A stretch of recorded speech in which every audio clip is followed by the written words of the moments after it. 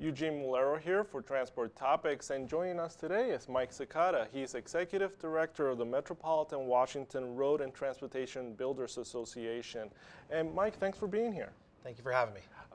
So we're going to have the new administration coming in. Trump is getting sworn in at the end of the week, and the 115th Congress already chimed in and is working on legislation. When it comes to infrastructure, we're going to have thousands of people in the DC metropolitan area this weekend who are going to see the area's infrastructure firsthand. With that point, could you talk about what you would like to see and what kind of partnerships you would like to have with the people at the Trump administration and the 115th Congress? Well, we believe the incoming administration and Congress will push for a permanent highway trust fund solution. We also like the addition of Elaine Chao. We believe she brings a lot of experience to the table. On January 4th, House Speaker Paul Ryan said they are pushing to get President-elect Trump's infrastructure package pushed in his first 200 days. Yeah. We support that. We think it's a great push. But any final highway transportation bill or proposal needs to include a direct mix of funding and financing. Okay. And your thoughts about Elaine Chao, tell me about the working relationship that you hope to establish with her and her team. Well, just as we do now, we have a great working relationship. We want to continue to have that same working relationship with Elaine Chao, just from making sure that she understands our members' needs nationally, making sure that they understand that, hey, there's projects that are still out there that need to be let, that they need to be moved forward, and also projects that are out there that we can find opportunities to grow and create jobs from. So on that line, the projects, talk about, DC is famous for and well known for the traffic congestion, and now there's some infrastructure woes. I can think of the Memorial Bridge by the Arlington Cemetery. What are some of your objectives for this year?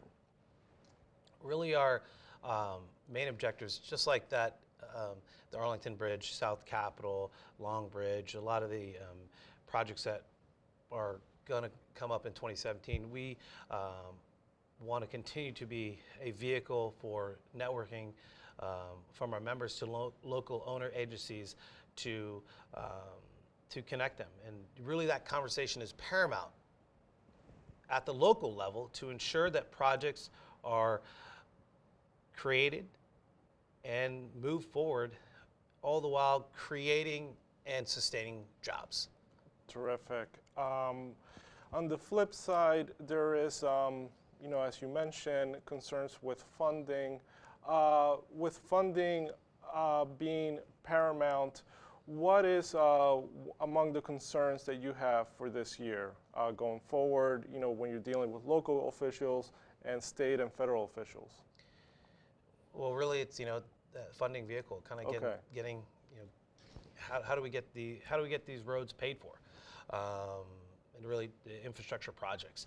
As an ARTBA chapter affiliate, we support ARTBA's long-term push for a permanent highway trust fund bill, and regionally and nationally, there's been 17 states that have increased their state gas taxes. There has been a mix of Republican and Democratic governors, so we know that can be done, and that's actually is tracked by ARTBA's Transportation Investment Advocacy Center, TIAC, and which tracks state and local funding measures. So there is support for that, but any and all options are on the table. Okay. There's, I don't have to tell you this, but the new incoming president has some degree of unpredictability.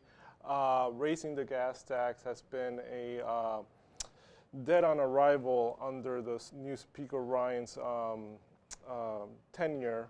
Do you think that, what is your degree of optimism that a serious conversation on Capitol Hill on the gas tax will occur in the 115th Congress?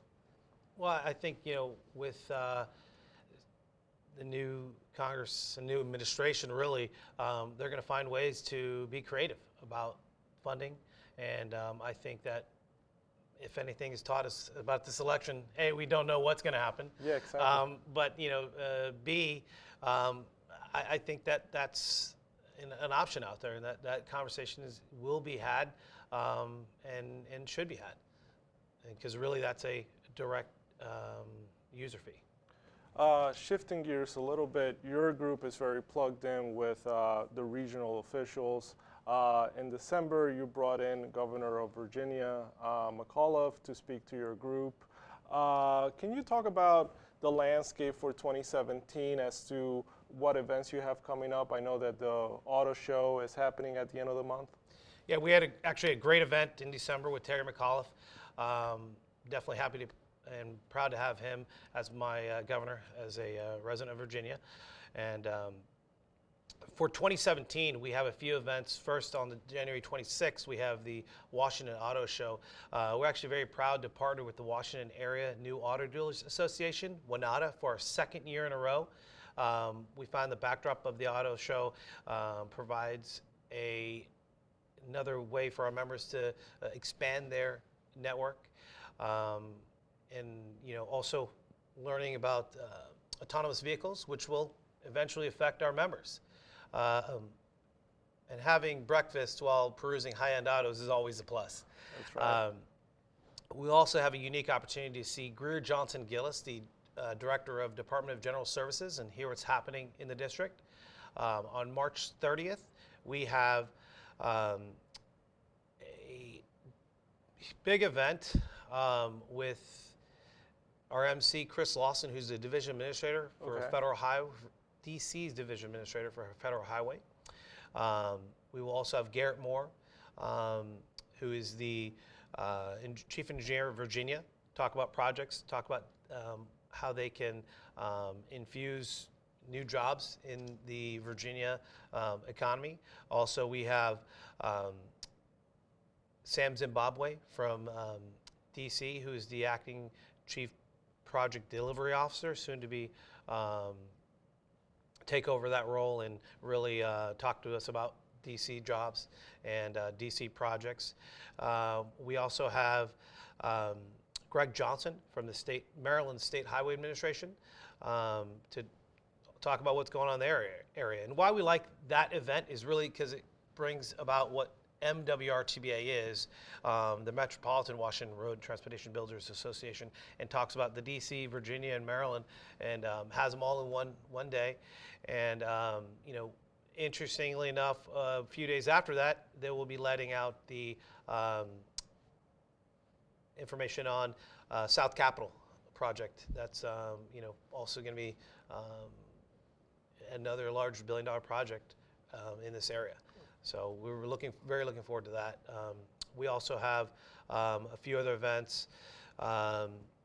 Allison Black, who's the chief economist at ARTBA. Yep. Yeah. Yeah, and she has a report she puts out on the economy within the transportation construction economy in the DC, Maryland, Virginia area. Very well attended event if you want to find out what's going on from a pure transportation investment perspective and really see where the market actually has been in the past years and make comments on where it will be. That sounds terrific. And they can find all the information online. Yep. And people can sign up and then when the reports are available, download them and go through them. Yep, at MWRTBA.org. All of our monthly breakfast briefings showcase local agency administrators and allow for our members to connect with them at a close level.